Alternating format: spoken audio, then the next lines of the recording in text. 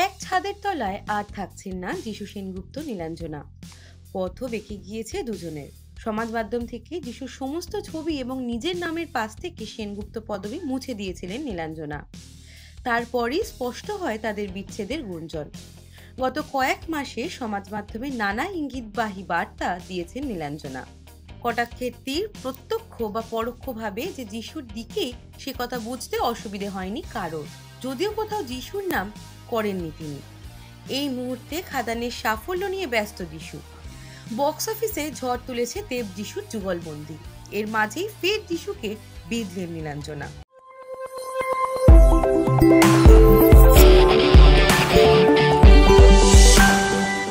তিনি সম্পর্কের প্রতারণা নিয়ে লিখলেন। নীলাঞ্জনা লেখেন, সম্পর্কে থাকাকালীন সঙ্গীর সঙ্গে প্রতারণা হলো সবচেয়ে বড় অসম্মানজনক কাজ, যা কোনো মানুষ করতে পারে না। যদি তুমি কোনো সম্পর্কে সুখী না থাকো, তাহলে সেটা চুকিয়ে অন্য সম্পর্ক শুরু করো।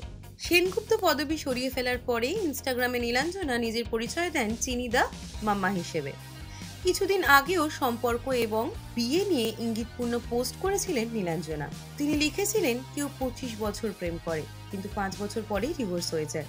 কারোর 40 বছর বিয়ে হয়েছে, কিন্তু সেখানে এক জীবনের ভালোবাসা পেয়ে গিয়েছে।